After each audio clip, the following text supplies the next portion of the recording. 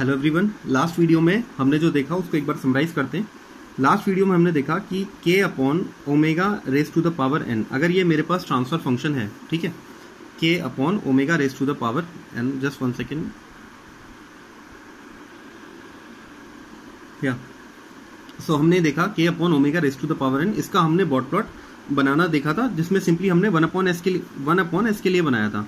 मतलब ये एक्चुअल में हमने इसको क्या लिया था, k upon S raise to the power n, finally इसमें कन्वर्ट किया, k और n को हमने 1 एज्यूम किया था। ओके, इसके लिए जो जनरल अपने पास t ऑफ ओमेगा आया dB में, जनरल जो आया था वो क्या आया था, वो आया था -n इंटू 20, ठीक है, log 10 ओमेगा, आप देख लो अपने नोट्स में, यही आया था, प्लस 20 log 10 k, यही आया था।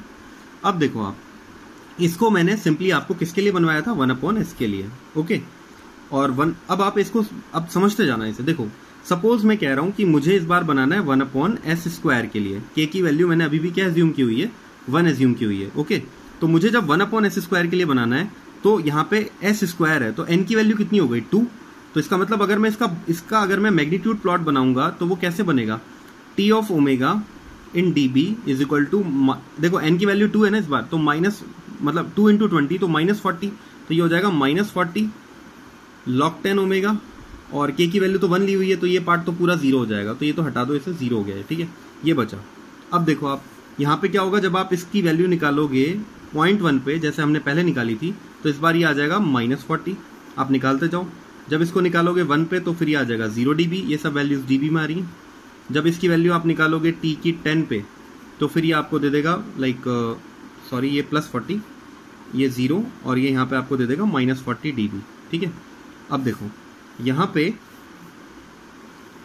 ये अब कैसा बनेगा, देखो जब 0.1 पे होगा, ये वही सेम मैग्नीट्यूड प्लॉट बना रहा हूं मैं, जब 0.1 पे लोगे तो वैल्यू आ रही है +40, जब आप 1 पे लोगे तो वैल्यू आएगी 0 dB, जब आप 10 पे लोगे तो वैल्यू आ जाएगी, ये कितना नीचे आ गया, ये वैल्यू आ गई आपकी -40 dB। ओके, तो अब आप देखो इस बार इस लाइन की स्लोप कितनी हो गई, अगर आप 10 टाइम्स आगे जाते हो, अगर आप 0.1 से 1 पे जाते हो, 10 टाइम्स अगर x एक्सिस पे मूव करते हो, तो लाइन 40 dB नीचे आ जाती है। 40 से किस एक्सिस पे आ गई, 40 से, अगर आप 0.1 से 1 पे गए तो 40 से 0 dB पे आ गए, तो यानी इसकी स्लोप कितनी है, -40 dB पर डिकेड। सिंपल सी बात है। तो देखो मैं अब यहाँ से आपको एक जनरलाइज जनरल चीजें सिखा रहा हूँ कि अगर सपोज कभी 1 अपॉन एस क्यूब के लिए बनाना हो, तो यहाँ पे अब कितने पोल हैं, ओरिजिन पे 3 पोल हैं। देखो आप इसको समझना, जब 1 अपॉन एस के लिए आपने बनाया, तो 1 अपॉन एस के लिए कैसे बना, ये वैल्यू आई थी 20, ये वैल्यू आई -20, ये बीच में 0, 0.1 पे ये वैल्यू 1, और यहाँ पे आपको कितना मिला, 10, ठीक है। मैं थोड़ा रफ इसको यूज कर रहा हूँ, बट आप बनाए हुए हो तो आपको पता भी है। इसकी स्लोप कितनी थी, -20 dB पर डिकेड। जब आपने ओरिजिन पे 2 पोल लिए 1 अपॉन एस स्क्वायर, तो स्लोप कितनी हो गई, -40 dB पर डिकेड। जब आपने 3 पोल लोगे, तो ऑब्वियस सी बात है यार, यहाँ पे -3 इंटू 20, एन की वैल्यू 3 हो गई, तो कितनी हो जाएगी स्लोप, -60। तो वो कुछ ऐसा बनेगा, आप बना के देख सकते हो, यहाँ पे आ जाएगा 60, ये हो जाएगा 1, और यहाँ पे 10 पे कितना मिलेगा, ये आपको मिलेगा -60, और इसकी स्लोप कितनी हो जाएगी, -60 dB पर डिकेड, इजंट इट।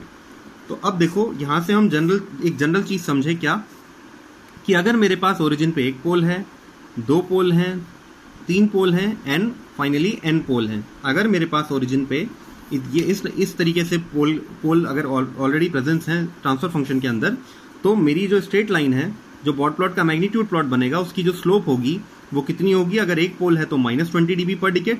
ये स्लोप किसके अंदर है, dB पर, जस्ट 1 सेकेंड, स्लोप है dB पर डिकेड में। ओके, dB पर डिकेड में, अगर 1 पोल है तो -20 dB पर डिकेड, 2 है तो -40, 3 है तो -60, 4 n पोल है तो -n इंटू 20 dB पर डिकेड की मेरे पास स्लोप रहेगी। आई होप ये चीज आपको समझ में आई हो।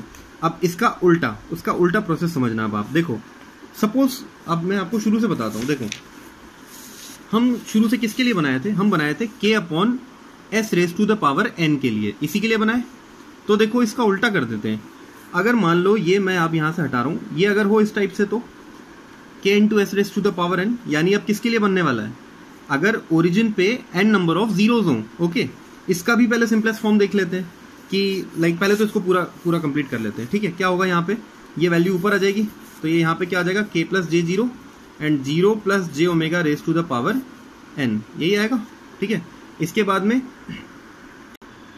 नेक्स्ट, इसके बाद में ये वैल्यू भी ऊपर आएगी, तो मैं इस पूरे को एक बार हटा रहा हूँ। फाइनली मुझे समझ में आ गया कि यहाँ पे क्या आ जाएगा, k into omega raise to the power n। ये भी वैल्यू ऊपर आएगी, omega raise to the power n।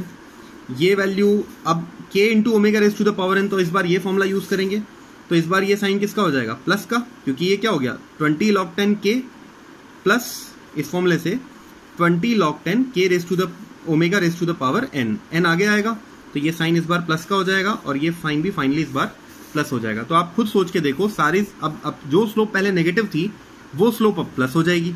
आप खुद इसमें पुट करके देखो, एक अपन करके देखते हैं, ठीक है। सपोज मैंने आपके लिए बनाया, लेट से ये रहा ना अपने पास में, ये रहा हो रखा है। जैसे सपोज मुझे बनाना था सिर्फ किसके लिए, एस के लिए बनाना है, सिर्फ एस के लिए बॉट प्लॉट बनाना है, सिंपली एस के लिए। तो अगर एस के लिए बनाना है तो इसको कंपेयर किया मैंने इससे, जैसे ये मेरे पास k into s raise to the power n था। अगर मुझे बनाना है सिर्फ एस के लिए, तो मुझे क्या पता लगा, यहाँ से दो चीज़ पता लगी, k की वैल्यू 1 और ओमेगा की वैल्यू भी, सॉरी k की वैल्यू 1 और n की वैल्यू भी कितनी 1। तो ये दोनों चीज़ रिप्लेस कर दो जो स्टैंडर्ड आया आपके पास। स्टैंडर्ड क्या आया, n into 20 log 10 omega plus 20 log 10 k को 1 रिप्लेस करोगे तो ये पार्ट तो पूरा 0 हो गया, n को 1 पुट करोगे तो ये आ जाएगा प्लस 20 log ओमेगा। तो देखो, अगर आप सिर्फ s के लिए बना रहे हो तो dB में क्या आ गया, ये आ गया प्लस 20 log ओमेगा, ठीक है। इसके बाद में अब आप इसके लिए बॉट प्लॉट बना रहे हो, जब आप इसकी वैल्यू 0.1 पे निकालोगे पहले की तरह ही सेम, तो इस बार ये प्लस में आएगी, सब कुछ प्लस में चलेगा इस बार, ठीक है। ये ऑलरेडी पहले प्लस में था एंड 0.1 पे था, तो 1/10 माइनस आगे आएगा, तो ये यहाँ माइनस हो गया, दिस विल बिकम -20। तो आप खुद देखो, जो वैल्यू पहले +20 आई थी वो अब -20 आ गई, तो इनिशियली -20 आया, ठीक है। इसके बाद ये 0 हो गया, ये प्लस ये, इसके बाद ये ऑलरेडी प्लस में था, ये प्लस में है, आपने 10 पुट किया तो ये वैल्यू इस बार किस में आ गई, प्लस में। तो उल्टा नहीं बन गया, -20 0 फिर 20, तो उल्टा हो गया। देखो पहले तो बना, ये कंपेयर करो, पहले तो बना ऐसे नीचे आता हुआ, अब कैसे बनेगा, अगर आप ओरिजिन पे एक पोल के लिए एक जीरो के लिए बना रहे हो तो ये ऐसे बनेगा, -20 0.1 पे रहेगा -20 पे, 1 पे रहेगा 0 dB पे, और 10 पे कहाँ रहेगा, 10 पे रहेगा ये 20 dB पर डिकेड पे, और इसकी स्लोप कितनी हो जाएगी अब, प्लस 20 dB पर डिकेड, क्योंकि ये 10 टाइम्स आगे जाने में प्लस 20 ऊपर चला जाता है।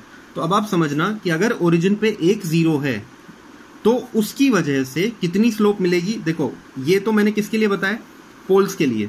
ओरिजिन पे अगर एक पोल है तो -20 स्लोप, 2 पोल है तो -40 स्लोप, 3 है तो -60, और n पोल है अगर ओरिजिन पे तो -n इंटू 20। इसका उल्टा हुआ, हम समझ लेते हैं इसका उल्टा क्या हुआ। इसका उल्टा हुआ, अगर ओरिजिन पे एक पोल है, एक 0 है, 2 0 है, 3 0 है and n number of zeros हैं, तो फिर किस तरह बनेगा, फिर स्लोप कितनी आएगी, तो स्लोप जो अपने पास आएगी dB पर डिकेड में वो आ जाएगी +20 +40 +60, 3 है तो +60, और अगर n जीरोस हैं तो n इंटू 20 dB पर डिकेड। आई होप ये जो अब तक मैंने आपको बताया ये समझ में आया हो, ठीक है। इस वीडियो में इतना ही, नेक्स्ट वीडियो में इसके अगले पार्ट से हम आगे बढ़ते हैं।